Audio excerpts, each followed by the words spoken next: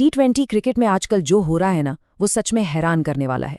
एक समय था जब 180 या 200 का स्कोर बन जाता था तो लगता था कि मैच मुट्ठी में है, लेकिन आज तो 250 रन भी सुरक्षित नहीं लगते। स्कोर्स का ये विस्फोट अचानक कैसे हुआ? क्या ये सिर्फ बल्लेबाजों का कमाल है? आज के इस विश्लेषण में हम इसके पीछे के असली डेटा और वैज्ञानिक कारणों की गहराई में जाएंगे। चलिए सीधे इस बात को एक जमीनी हकीकत से समझते हैं। जरा 22 मई 2026 के इस ताज़ा उदाहरण पर गौर करें। सनराइजर्स हैदराबाद ने रॉयल चैलेंजर्स बेंगलुरु के खिलाफ 20 ओवर में 255 रन का विशाल स्कोर खड़ा कर दिया। अभिषेक शर्मा ने सिर्फ 22 गेंदों में 56 रन ठोक डाले। मतलब ये अब कोई कभी कभार होने वाला अजूबा नहीं रह गया है। इस तरह के पहाड़ जैसे स्कोर्स अब टूर्नामेंट में हर दूसरे दिन की कहानी बन गए हैं। तो सोचने वाली बात यह है कि अचानक से ये स्कोर्स सारे रिकॉर्ड्स क्यों तोड़ रहे हैं? क्या बल्लेबाज अचानक से बहुत बेहतर हो गए हैं? क्या पिचें एकदम सपाट हो गई हैं? या फिर भारी बल्लों का कमाल है? इसका असली और सटीक जवाब सिर्फ मैदान के रोमांच में नहीं, बल्कि कोलंबिया यूनिवर्सिटी की एक बहुत ही शानदार और विस्तृत रिसर्च में छिपा है। आइए सबसे पहले इस नए नियम के असली असर को डेटा के नज़रिए से समझते हैं। अगर हम इस ग्राफ को देखें तो 2023 में लागू हुए इम्पैक्ट प्लेयर नियम का असर बिल्कुल साफ नजर आता है। ऊपर की तरफ भागती ये लाल रेखा बता रही है कि इम्पैक्ट प्लेयर युग में हर पारी में औसतन 25 रनों का भारी उछाल आया है। और सबसे दिलचस्प बात यह है कि दुनिया की अन्य T20 लीग्स में ऐसा कोई जादुई उछाल नहीं दिखा है। IPL बिल्कुल अलग दिशा में भाग रहा है। अब ये सिंथेटिक कंट्रोल मेथड बड़ी ही कमाल की चीज़ है।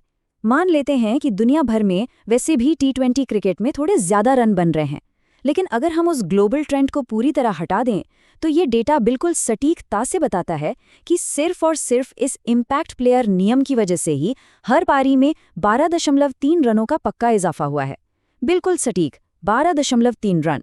तो ये 12 खिलाड़ी और 2 हाफ का पूरा मैकेनिज्म काम कैसे करता है, चलिए देखते हैं। आखिर ये एक्स्ट्रा रन्स आ कहाँ से रहे हैं? नियम के मुताबिक टॉस के बाद 11 खिलाड़ी चुने जाते हैं।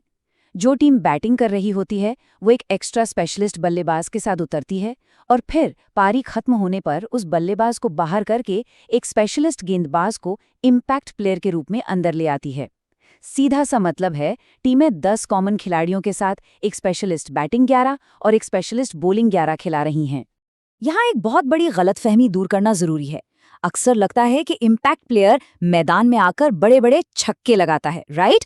लेकिन असलियत कुछ और है। डेटा बताता है कि इम्पैक्ट प्लेयर के तौर पर मैदान में आने वाला खिलाड़ी हमेशा एक स्पेशलिस्ट गेंदबाज होता है जो शायद ही कभी बैटिंग करता है। तो ये जो अतिरिक्त रन बन रहे हैं ना, वो सब्स्टिट्यूट खिलाड़ी नहीं बना रहा, बल्कि वो एक्स्ट्रा बल्लेबाज बना रहा है जिसे शुरुआत से ही प्लेइंग 11 में खिलाया गया है। अब आते हैं इस पूरे विश्लेषण के सबसे बड़े विरोधाभास पर, यानी जीत की संभावना का गणित। ये वाकई चौंकाने वाला आंकड़ा है। स्कोर्स में इतना भारी उछाल आने और 12 खिलाड़ियों का फायदा मिलने के बावजूद इम्पैक्ट प्लेयर का इस्तेमाल करने पर मैच जीतने का ऑड्स रेशियो सिर्फ 1.22 है।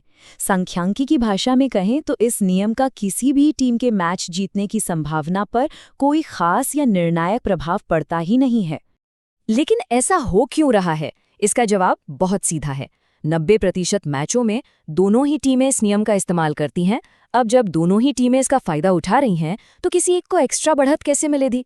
ये व्यवस्था पूरी तरह से सिमेट्रिक हो जाती है। ये तो वही बात हो गई कि अगर भीड़ में सब लोग ऊंचे हो जाएं तो कोई भी अलग से ऊंचा नहीं दिखेगा, है ना?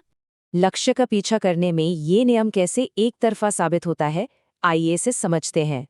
सोचने वाली बात है कि अगर दोनों पारियों में ज्यादा रन बन रहे हैं तो मैच के नतीजे पर फर्क क्यों नहीं पड़ रहा? दोनों पारियों की तुलना से ये साफ हो जाता है। पहली पारी में वो एक्स्ट्रा बल्लेबाज जो रन बनाता है उससे टारगेट बड़ा हो जाता है, जिससे विरोधी टीम के लिए जीतना मुश्किल हो जाता है। इसे कॉम्पिटिटिव एक्सटर्नैलिटी कहते हैं। लेकिन दूसरी पारी में वो एक्स्ट्रा बल्लेबाज सिर्फ उस तय टारगेट तक जल्दी पहुंचने में मदद करता है।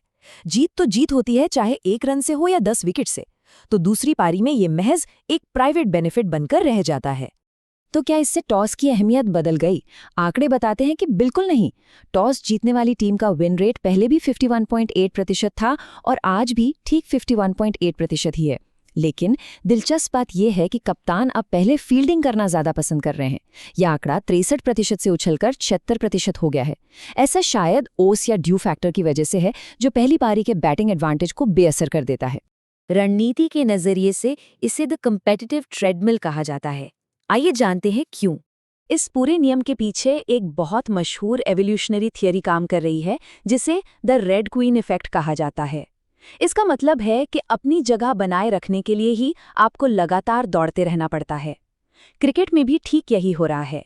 एक टीम 12 रन एक्स्ट्रा बनाती है तो दूसरी भी 12 रन एक्स्ट्रा बना लेती है। सबके सब एक ट्रेडमिल पर भाग रहे हैं। स्कोर्स तेजी से बढ़ रहे हैं, लेकिन जीत हार के मामले में सब वहीं खड़े हैं जहां पहले थे।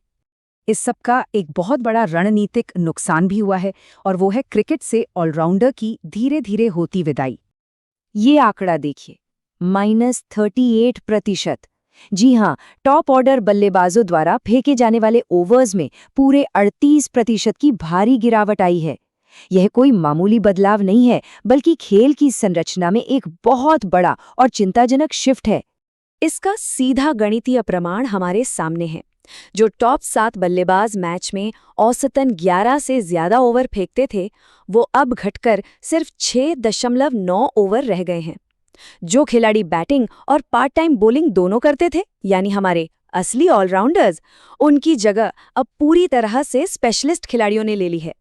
टीमों को अब उस पार्ट टाइमर की जरूरत ही नहीं रही, क्योंकि उनके पास बाहर बैठा एक स्पेशलिस्ट बॉलर हमेशा तैयार रहता है। तो कुल मिलाकर इस पूरे विश्लेषण का निष्कर्ष क्या निकलता है? इस नियम ने मैचों को हाई स्कोरिंग, चौकों छक्कों से भरपूर और दर्शकों के लिए ज्यादा मनोरंजक तो बना दिया है, इसमें कोई शक नहीं।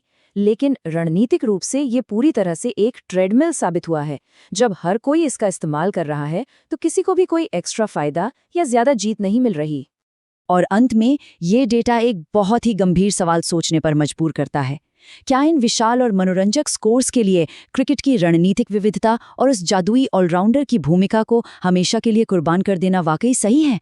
ये एक ऐसा सवाल है जिस पर हर खेल प्रेमी और नीति निर्माता को गहराई से विचार करना चाहिए।